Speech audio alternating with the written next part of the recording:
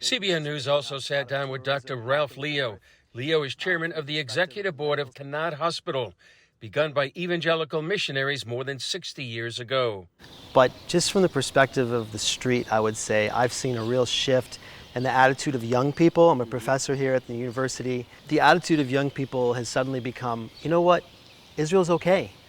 Jewish people are our friends, they're our cousins.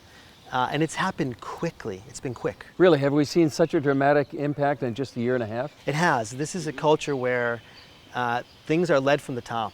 And when the rulers make a decision, the people will quickly follow. They really respect their rulers here, and they respect their judgment, they respect their wisdom. It's reflected in the order that you see in society. Talk about the leader here at the UAE. How courageous a decision was it to actually join the Abraham Accords? That cannot be overstated, because I think we miss it maybe in the West. We don't really understand the risks that were taken by the UAE government in general, by the Crown Prince Sheikh Mohammed bin Zayed, God bless him. You're going to make a lot of enemies for a move like that. And they were willing to take the risk for their own reputation with various different groups, for their own security. They were willing to take the risk to do what was right. And I have to applaud them for that. Everybody wants to talk about peace, right? But who's going to be the first one to take that first step, right? And that's what we saw here from the UAE. Somebody had to be first, and they weren't afraid to do it. And then you're seeing other people follow. We have had now 4 different delegations of Israeli academics, doctors, professionals, students from Tel Aviv University who are so curious and so excited. What they've expressed to us is they felt like strangers in their own neighborhood for their whole lives. And for the first time, they feel like, this was their quote, they said, we can come out of the bunker and join the family.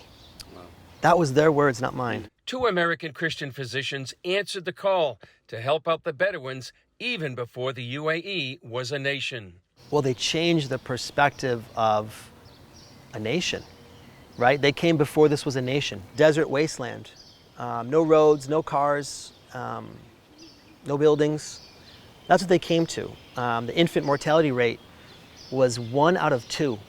50% of babies died before their first birthday. The maternal mortality rate was 33%. Pregnancy was the kiss of death at that time. So that's what they came into. And they introduced modern medicine and the love of Jesus into a situation that had not known either before. And it made a massive difference. It really did. The number one word you hear from people is family. That's the word. That's the word that Sheikh Mohammed uses today. That's the word that the Emirati people use. And that's the word that we feel as well. It feels like family because we are family.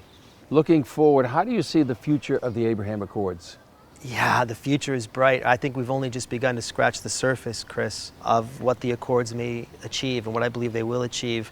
I think the biggest thing is just the change of a mindset of a generation. It used to be that without question, there was a divide between Arabs and Jews. It just was not questioned.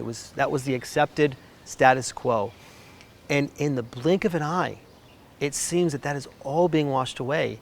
And you're seeing young people now who are communicating online, who are visiting the other country, and they're actually making friends. I'm thinking as an American now, having lived 15 years in the Middle East, understanding this region well, America has no greater friend in this region than Sheikh Mohammed bin Zayed. And furthermore, Christians have no greater friend in the Middle East than Sheikh Mohammed bin Zayed.